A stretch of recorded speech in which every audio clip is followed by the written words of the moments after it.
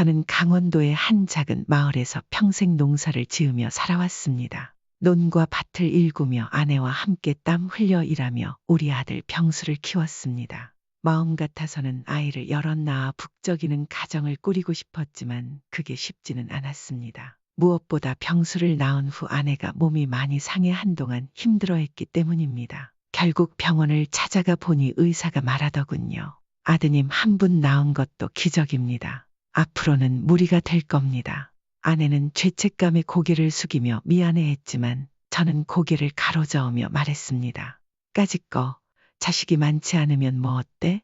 나한테는 아들 100명보다 당신 하나가 훨씬 소중해. 아내는 눈물을 글썽이며 고마워했지만 저는 오히려 그런 아내가 안쓰러웠습니다. 아내도 저도 아이를 무척이나 좋아했거든요. 그래도 병수를 주신 것만으로도 하늘이 주신 축복이고 선물이라 여기며 살았습니다. 우리의 바람은 단 하나였습니다. 병수가 잘 되길 바라는 마음.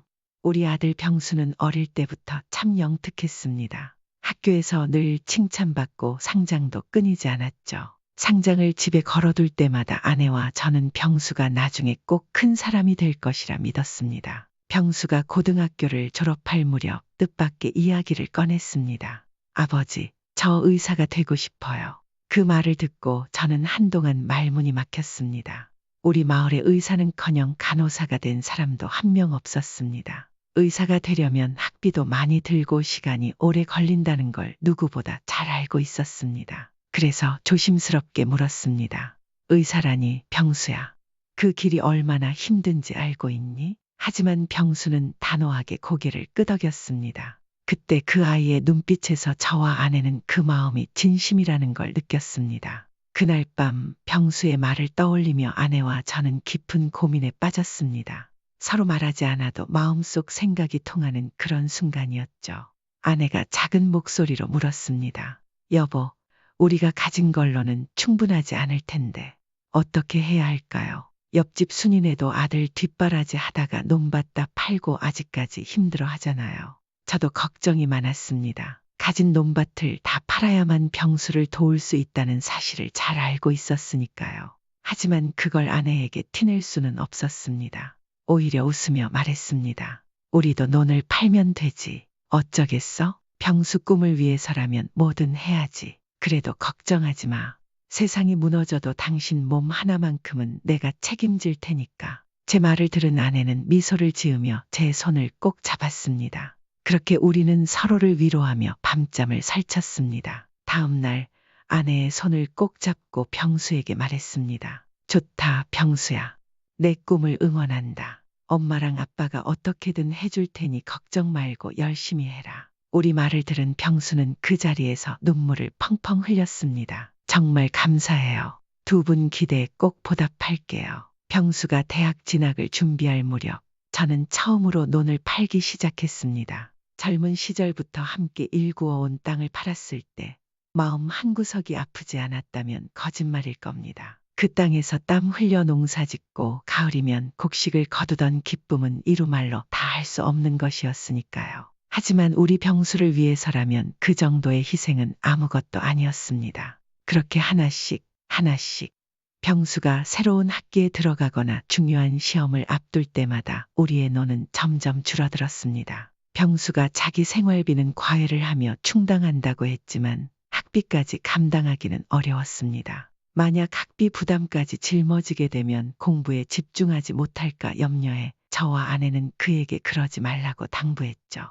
논 한 떼기씩 팔아가며 뒷바라지를 하던 어느 날 병수가 마침내 의사가 되었습니다. 그때쯤 우리 부부에게 남은 것은 손바닥만 한 반 몇 개와 병수가 어릴 적부터 뛰놀던 음분뿐이었습니다. 말 그대로 우리 부부는 모든 것을 자식에게 바쳤습니다. 그럼에도 아내와 저희 고단함은 하얀 의사 가운을 입고 환하게 미소 짓고 있는 병수의 사진 한 장을 보는 것만으로도 사르르 녹아내렸습니다. 내 몸이 불에 달궈져도 물놀이하는 자식을 보며 행복을 느끼는 것이 부모의 마음이라는 것을 그때 다시금 실감했죠. 시간이 흘러 병수가 자기 병원을 개업할 때쯤 그는 더 이상 혼자가 아니었습니다. 병수는 예쁜 며느리감을 데려와 우리에게 소개했고 둘은 함께 하루하루 살림을 불려나갔습니다. 아내와 저는 여전히 변함없이 농사를 짓고 시골에 머물렀지만요. 병수가 몇 번이고 서울로 올라와 자신과 함께 살자고 했지만 우리는 정중히 거절했습니다.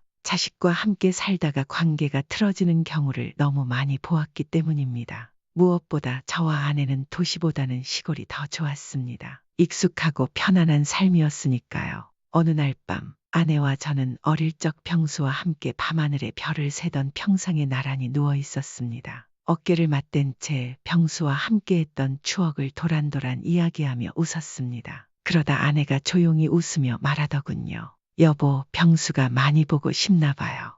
요즘 병수 이야기만 하시는 걸 보니 말이에요. 그럼 당연하지. 그 녀석 우리 아들이지만 정말 잘 자라줬잖아. 그런 아들을 둔 부모라면 매일 보고 싶을걸. 당신은 아니야? 저도 보고 싶죠. 당연히요.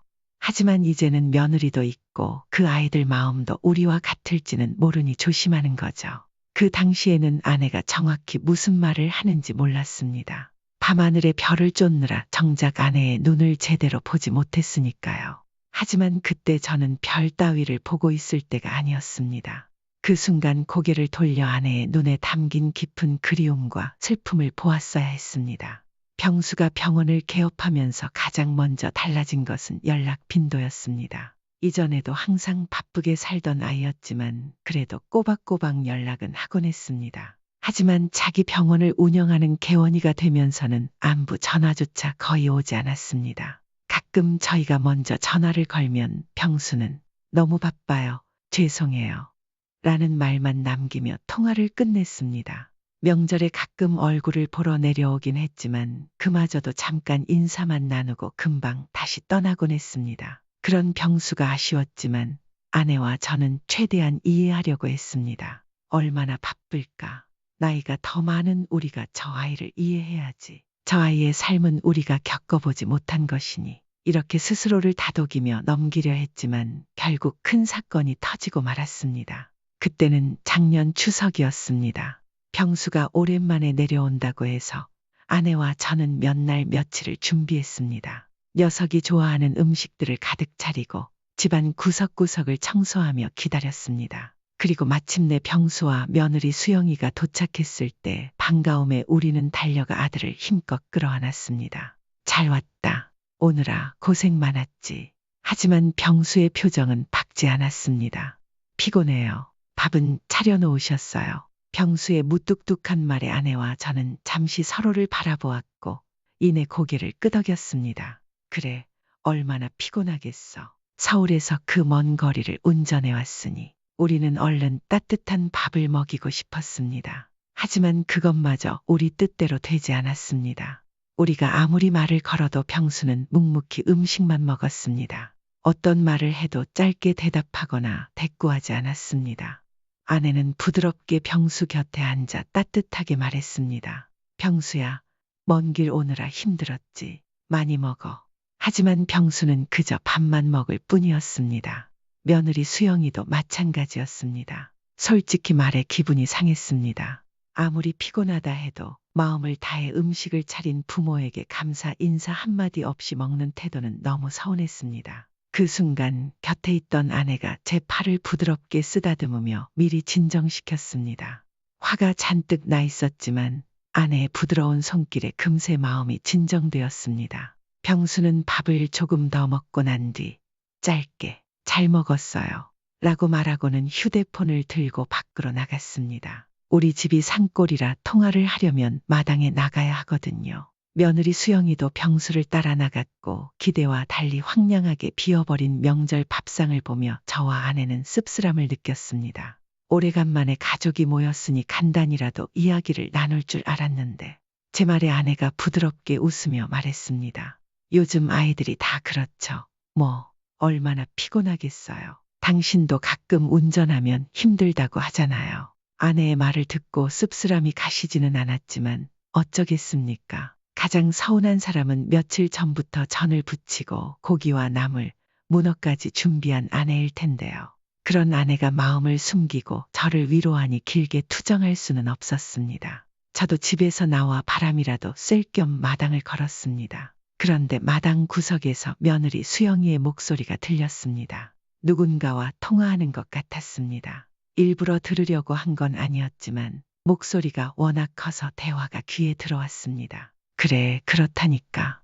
오는데 차도 너무 막히고 무엇보다 여기 음식 냄새가 너무 나서 도저히 못 먹겠어. 남편도 몇 입 먹더니 그냥 젓가락 내려놨잖아. 우리라고 냄새 나는 이런 곳에 오고 싶어서 왔겠어. 어머님, 아버님이 남편한테 계속 전화해서 어쩔 수 없이 하룻밤 자려고 온 거지. 마음 같아선 지금이라도 서울로 올라가고 싶어. 두 분 다 사람이야 좋긴 한데 너무 시골 분들이라 좀 답답해. 수영이의 말을 듣고 그 자리에 굳어버렸습니다. 지금까지 병수와 수영이가 피곤해서 음식을 제대로 먹지 못한 줄 알았는데 그게 아니었습니다. 우리 음식을 냄새난다며 못 먹겠다고 한 것이었습니다. 순간 심장이 쿵 내려앉고 어지럽기까지 했습니다. 새카만 밤인데도 눈앞이 아찔했습니다.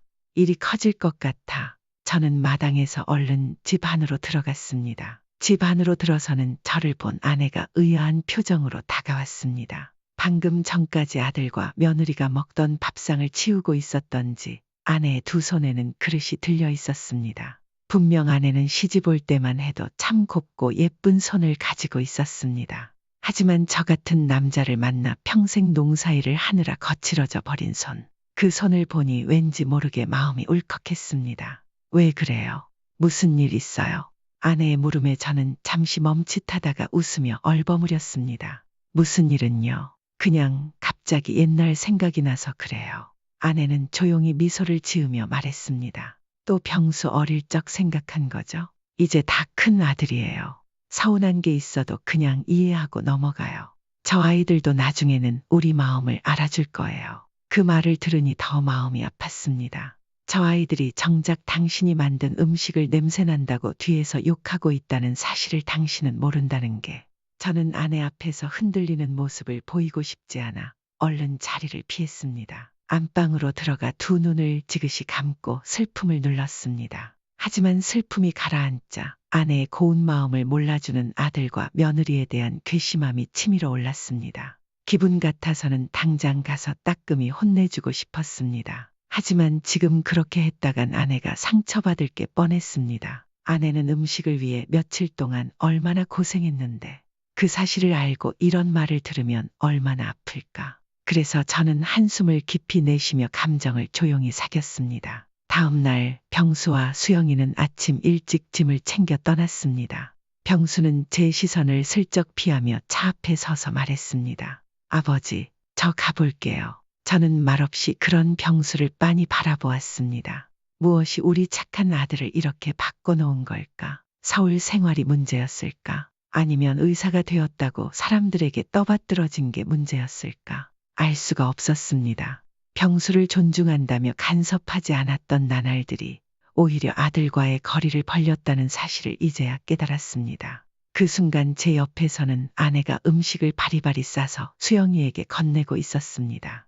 수영이는 곤란한 표정으로 그걸 받았고 그다지 달가워하지 않는 게 눈에 보였습니다. 하긴 어제 자기들 말처럼 냄새 난다며 싫어한 음식을 받아서 좋아할 리가 없지. 그걸 알면서도 아내가 기울인 노력을 생각하면 그렇게 내버려 둘 수 없었습니다. 저는 수영이의 손에서 음식 꾸러미를 빼앗아 들었습니다. 먼 길 가는데 이런 무거운 짐 들고 가서 뭐 하겠니? 그냥 편하게 가거라. 제 말에 수영이의 눈이 잠깐 반짝이며 기쁨이 스쳤지만 이내 정신을 차린 듯 말했습니다. 아니에요, 아버님. 어머님이 주신 건데 당연히 서울로 가져가서 감사히 먹어야죠. 저는 고개를 저으며 말했습니다. 서울로 가져가긴. 이건 욕심 많은 시아버지가 다 먹을 거니까 너희는 얼른 올라가거라. 제 행동에 아내도 수영이도 당황한 기색이 역력했지만 누구도 말리진 않았습니다.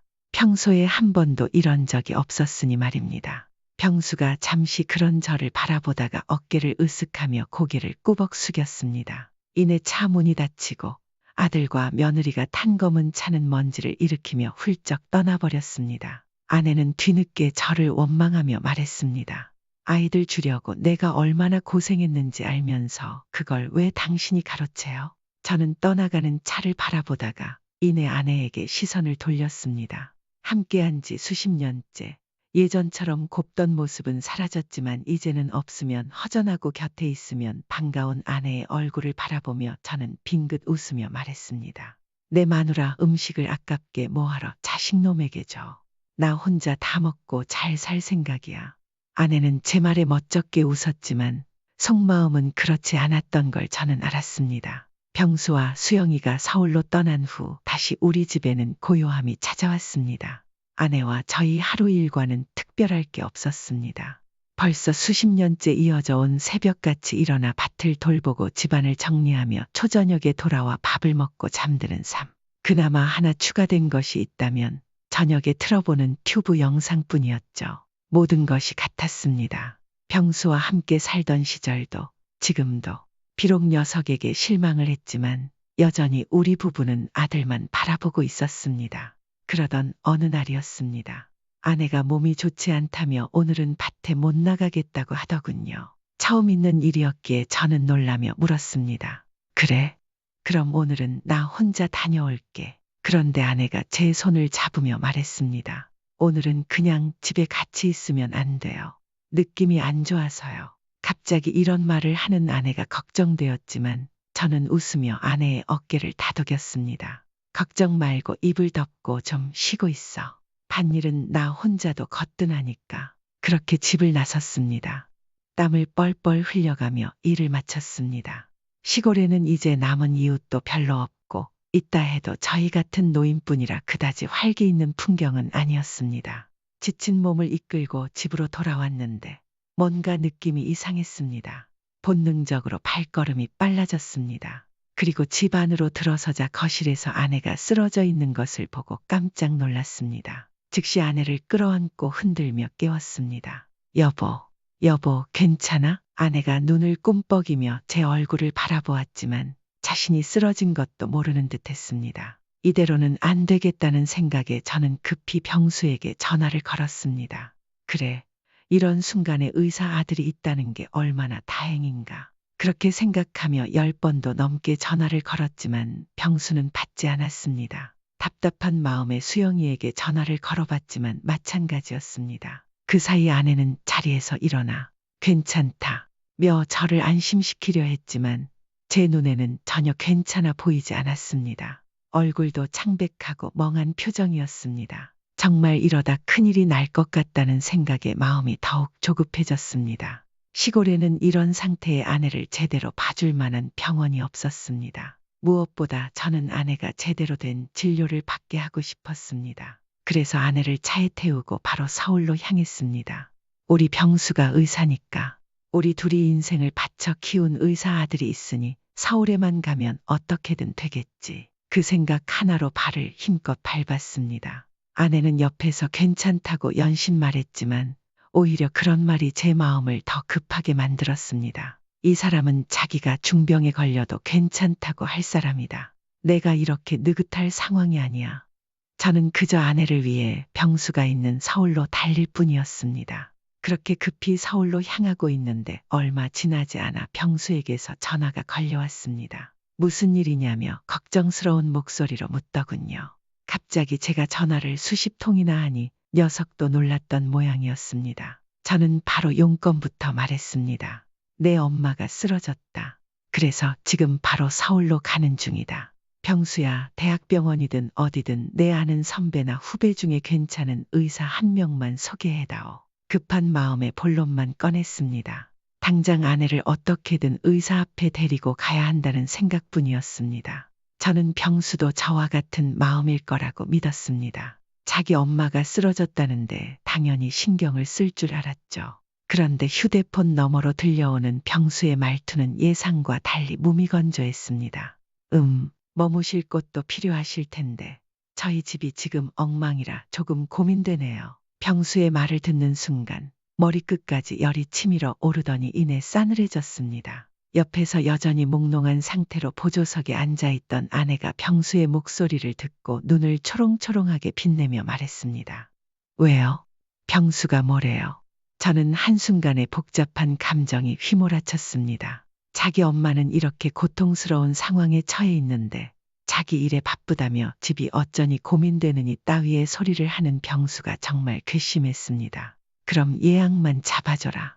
나머진 내가 알아서 할 테니 넌 오지 마라. 제 말투에 담긴 분노를 감지했는지 병수가 조심스럽게 물었습니다. 아버지, 화나셨어요? 그럼 지금 화가 안 나게 생겼니? 다른 것도 아니고 내 엄마가 쓰러졌다고. 한평생 너만 바라보고 살아온 엄마가 쓰러졌다고. 그런데 내일이고 내 집이 어째서 고민이라니. 이번에 이병수, 너한테는 아주 크게 실망했다. 너한테 도움받을 건 병원 예약뿐이야. 나머지는 신경 꺼라. 병수가 당황하며 변명하듯 말했습니다. 그런 의미로 드린 말씀은 아니었어요. 아버지, 끊는다. 저는 거칠게 통화를 종료하고 휴대폰을 내려놓았습니다. 옆자리에서 조용히 저를 바라보던 아내가 입을 열었습니다. 미안해요, 병수 아빠. 갑자기 그게 무슨 소리야? 아픈 사람이 나한테 미안하다니. 내가 아프지만 않았어도 당신이랑 병수한테 이런 일이 없었을 텐데. 나 때문에 이런 것 같아서요. 무슨 그런 쓸데없는 소리를 해. 내가 젊었을 때 당신한테 약속했잖아. 다른 건 몰라도 당신 몸 하나는 내가 책임지겠다고. 아내는 잠시 침묵하더니 조용히 대답했습니다. 알아요. 그래서 여전히 당신을 믿고요.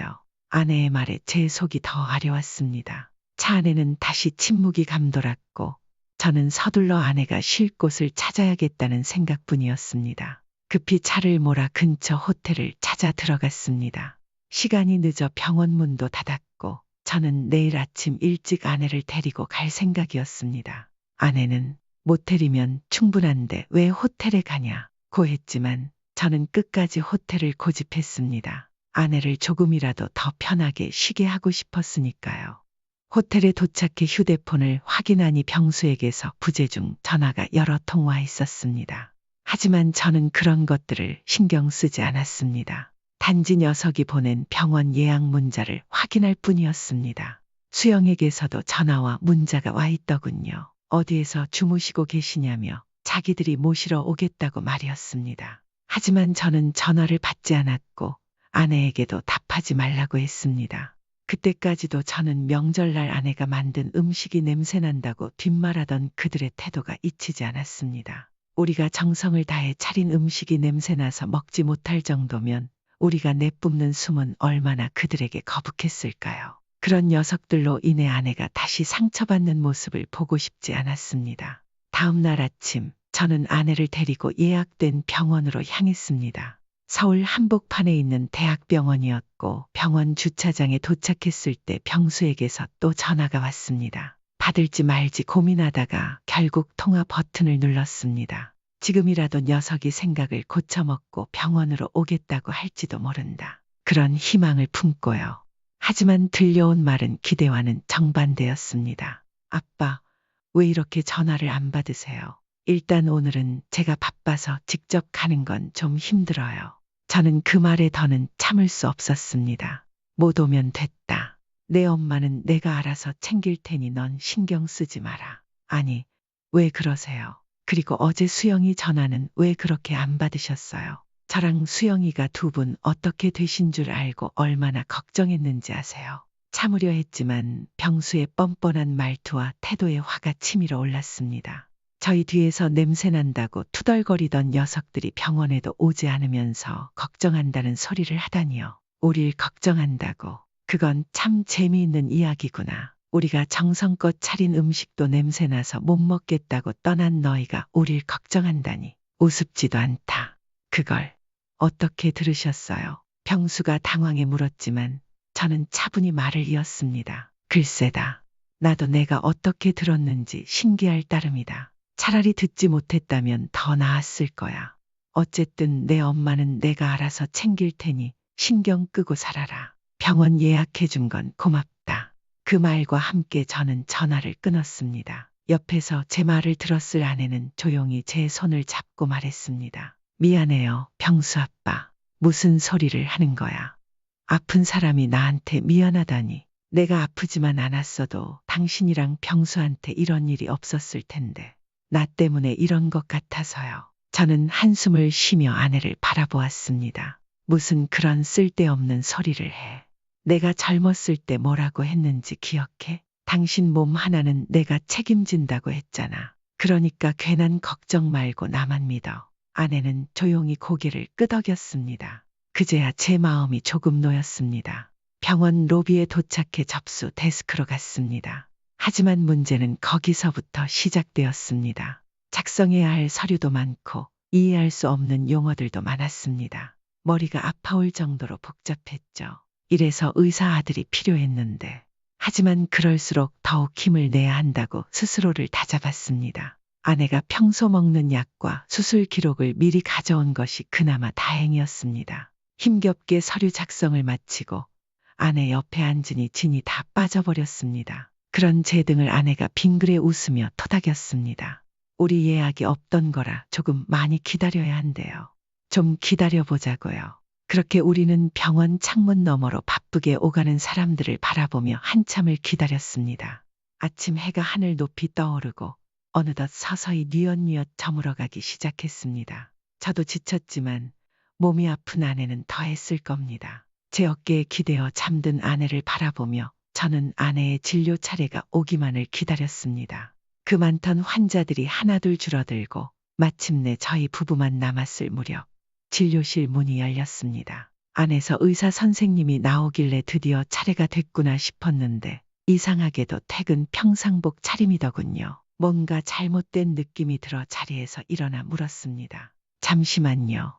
혹시 진료가 끝나신 겁니까? 제 말에 의사가 고개를 끄덕이며 옆에 있던 간호사에게 자기는 오늘 일찍 퇴근한다고 미리 말하지 않았냐. 몇 짜증 섞인 말투로 이야기하더군요. 저는 천천히 눈을 끔뻑이며 그 상황을 받아들였지만 도저히 그냥 지나칠 수 없었습니다.